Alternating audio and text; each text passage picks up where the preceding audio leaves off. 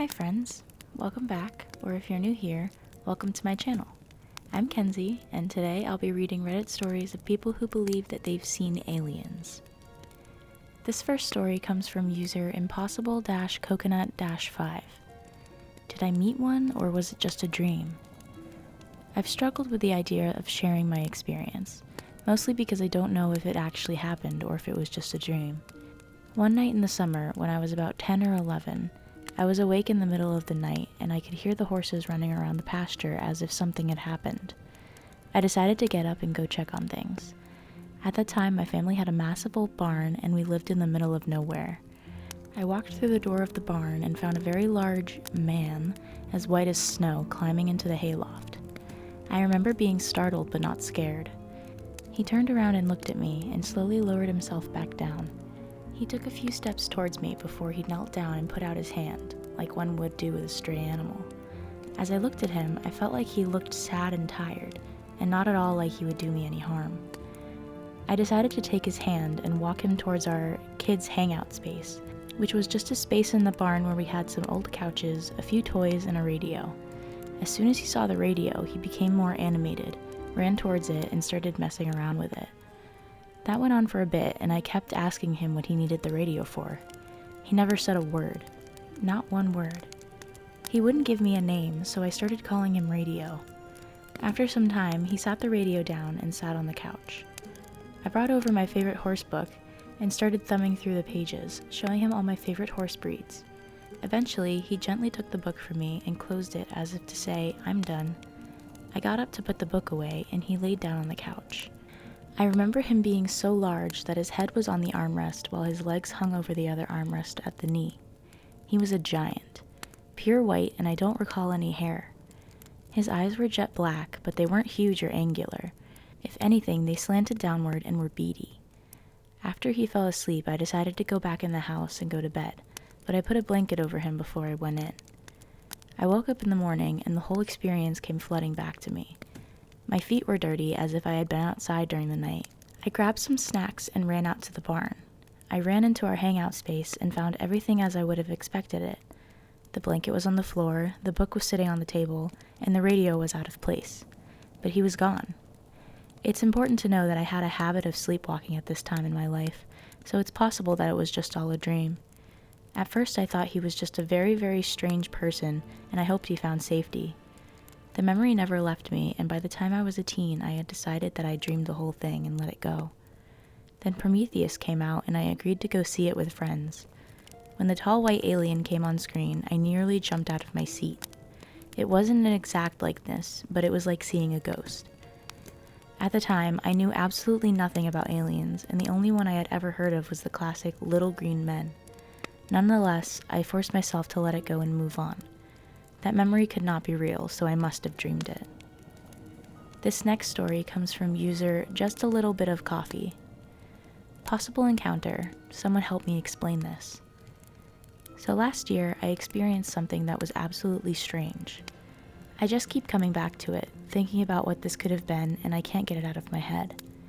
I read the text conversation to my fiancé from that night, saved on my phone, and my text as it was happening, describing what I'm hearing and seeing, and it was just so vivid and real I couldn't believe it. It was about midnight one night, and I was in my room at my parents' house.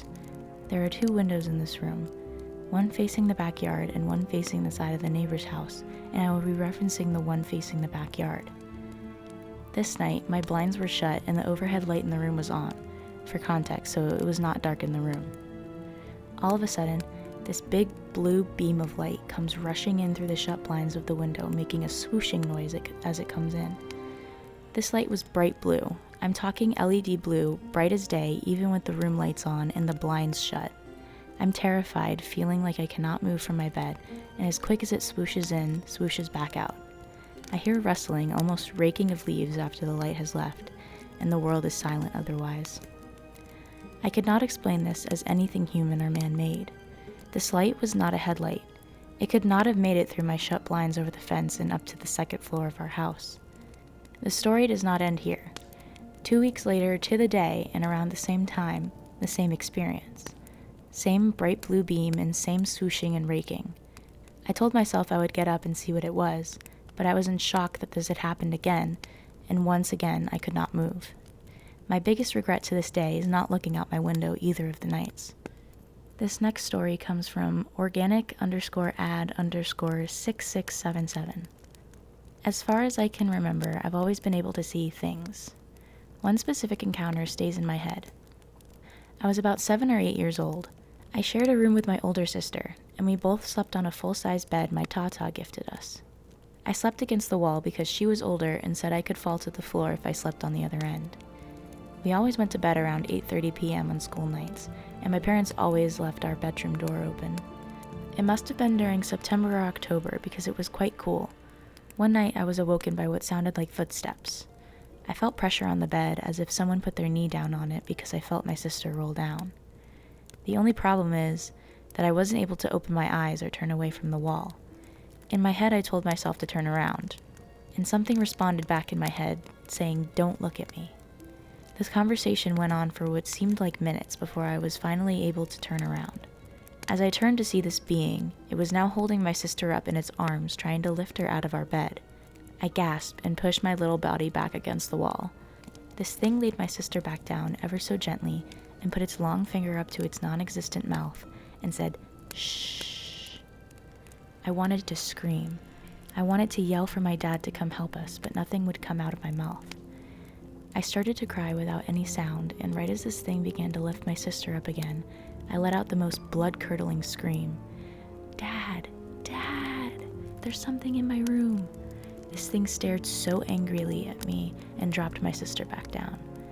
It must have been about 3 to 4 feet in height and was wearing what I could only remember describing it like the underwear swimsuit that Scooby-Doo wore in one of his episodes. This thing tiptoed out of our room and disappeared up through our ceiling right before my dad came charging in. I was so terrified. I wasn't able to ever speak about this incident until a couple of years ago. My whole life I thought it was a ghost.